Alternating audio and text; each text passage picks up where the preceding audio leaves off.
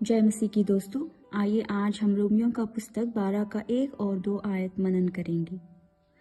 यह पौलुस विनती करता है कि हम खुद को परमेश्वर की इच्छा के साथ संरेखित करें। कैसे? कल हमने देखा था कि उनके दया को स्मरण करते हुए आज हम आगे बढ़ेंगे और दूसरा आयत पढ़ेंगे। मैं आपके लिए दूसरा आयत पढ़ रही हूँ।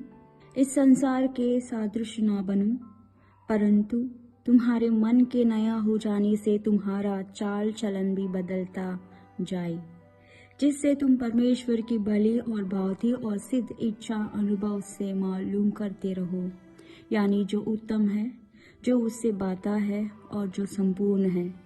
इस संसार के रीतियों से अनुरूप ना बनो। दुनिया के रीतियाँ जो दुनिया में आदम के पतन के बाद से दोहराया जा रहा है, वो स्वभाव जो इंसान को गिराती है। तो संसार के रीतियों में क्या समस्या है? पहले यूहन्ना 2 और 15 में लिखा है कि क्योंकि जगत में जो कुछ है, अर्थात शरीर की अभिलाषा और आंखों की अभिलाषा और जीवन का घमंड, वह पिता की ओर से नहीं परंतु संसार ही की ओर से है। जो कोई संसार का मित्र बनना चाहता है वह अपने आप को परमेश्वर का शत्रु बनाता है, परमेश्वर का विरोधी है। ये कैसे हमें मरोड़ देता है? हमारी जीवन शैली हमारे दिमाग का उपज है। हमारे आसपास मौजूद चीज़ें, जगह, लोग, हमारे फ्रेंड्स, हमारे बातचीत, यूट्यूब वीडियोस, इंटरनेट, जो भी आप देखते हैं, जो भी आप सुनते हैं, आपके दिमाग पर असर डाल सकते हैं। वे धीरे धीरे हमारे सोच, हमारे देखने और परखने के तरीके को भ्रष्ट कर देते हैं। फिर हम इसका विरोध कैसे करें? जब तक हम परिवर्तन नहीं हो जाते, हम विरोध नहीं कर सकते।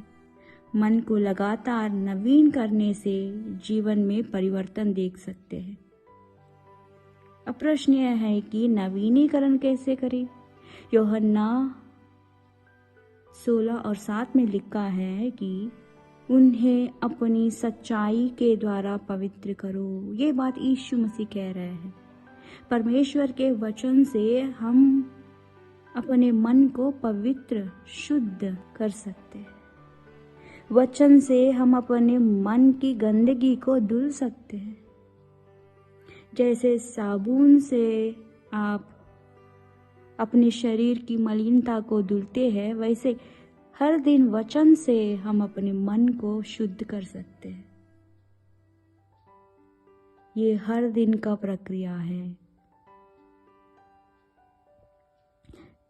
तब आप परखने और पहचानने में सक्षम होंगे कि परमेश्वर का इच्छा क्या है।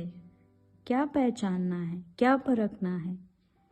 हमारे विचारों को, हमारी इच्छाओं को, भावनाओं को वचन से जान कर परखना है और उन्हें पहचानना है कि कौन सी बात परमेश्वर की ओर से है और कौन सी बातें शत्रु की ओर से है। परमेश्वर की इच्छा को समझने के लिए हमारे भीतर पवित्र आत्मा के कार्य की आवश्यकता होती है। नवीनीकृत और रूपांतरित मन आसानी से परमेश्वर की इच्छा को पहचान सकता है। आगे पौलुस परमेश्वर की इच्छा की विशेषताओं को जारी कर रहा है कि परमेश्वर का इच्छा हमेशा वही होगा जो अच्छा है, जो स्वीकृत है, जो उत्तम है। हालेलुया। जवानों, यदि आपके मन में ये प्रश्न है कि मेरा जीवन में परमेश्वर का इच्छा क्या है, तो आप इन वचनों के द्वारा परख कर पहचान सकते हैं। यूहन्ना में यीशु मसीह वो कहता है कि वह समय आ रहा है, आ गया है, जब पिता की आराधना आत्मा और सच्चाई से करेंगे। यही सच्ची और आत्मिक सेवकाई है जिसकी तलाश पिता को है।